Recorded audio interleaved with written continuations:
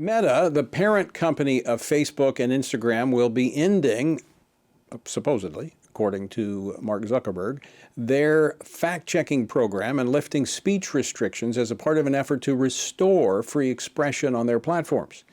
Now, in a video message today announcing the changes, the Meta CEO, Mark Zuckerberg, called the recent election, quote, a cultural tipping point toward once again prioritizing speech, end quote. So what could this mean over the next 4 years and beyond? Joining me to discuss this, Stefan Padfield, Executive Director of the Free Enterprise Project at the National Center for Public Policy Research, which presses corporations to stay out of the political and social engineering fields. Stefan, thanks so much for joining us. Welcome to Washington Watch. Thanks so much for having me. It's great to be here. So can you unpack a little further for us what Zuckerberg and Meta announced, starting with their fact-checking program? What does that mean?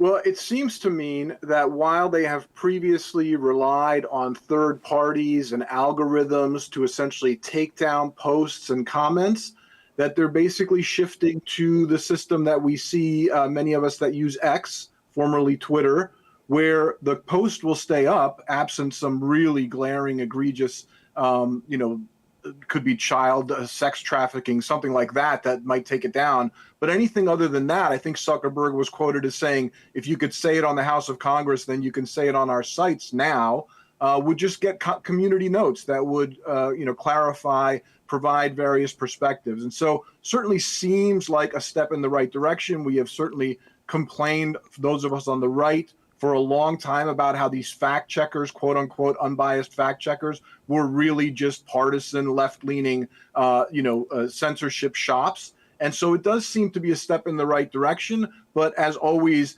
we do have reason to be cautious in our enthusiasm for these changes as well. Agreed. Very much agreed. Trust but verify. Stefan, let me ask you this question.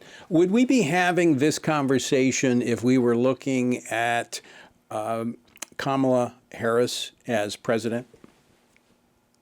I don't think we would at all. And I actually give Mark Zuckerberg credit for being somewhat transparent about the fact that he is simply responding to, among other things, but certainly it seems like it's primarily the election results, right? He saw what happened and he took that in. And this is something where I think we can give him credit for acting like a good capitalist and taking the feedback, seeing the direction of the country, what his customers want, which is free speech, certainly, and then providing it. And again, this doesn't mean that his own political views have necessarily changed dramatically, or that the makeup of the internal, employees at Facebook, that their overall political leanings have changed.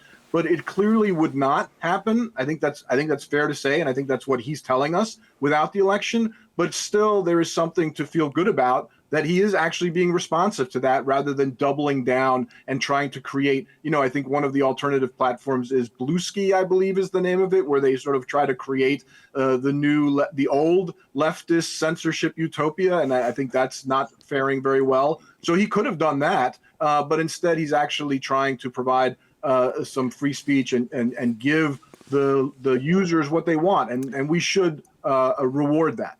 I agree when people are moving in the right direction. But as you said at the beginning, I think we've got to verify that this is in fact true. But I would also underscore, Stefan, that this is today. But what happens 4 years from now if we get another leftist that emerges? Because, public opinion is somewhat fickle. I mean, I think the First Amendment is ironclad in the Constitution. It's a principle that Americans have fought and died for. We shouldn't need an election to remind us that it's important. But I do believe that this is a window of opportunity in which we need to fully exercise this freedom and kind of cement it back into the public mindset so that the next election won't affect it. That's absolutely right. I mean, there's a couple of things going on here that we can look at positively. So one is, with the leftist radicalism, including their war on free speech and their enthusiasm for censorship, it eventually falls apart. It eventually eats its own tail, so to speak. Now, the only question is, how long does it last? How much damage does it do along the way? But really, part of what we're seeing here is the inevitable, on some level, culmination of the radicalism with the censorship, with the war on free speech. And so that's reason for optimism. And as you say, we need to now keep building upon that. And we need to use the speech that we're given on those platforms to really engage positively, to drive home the need for free speech. But to some extent, I think we can take comfort in, this is a saying I hear a lot, the common sense of the common man, right? These censorship efforts have failed ultimately because of the common sense of the common man and the integral belief in free speech. It has made its way through ultimately after some tumultuous times. And as you say, now we get a chance to prove that it works and continue to defend it. We've just got about a minute left. Do you think this is going to impact other tech giants that are in the social media field?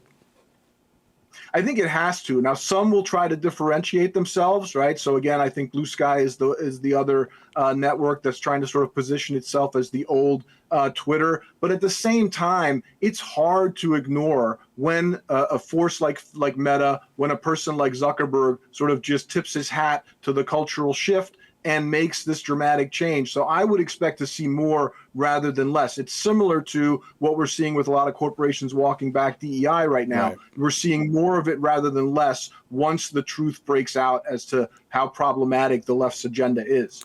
Stefan, thanks so much for joining us. Appreciate your insights on this. Thank you.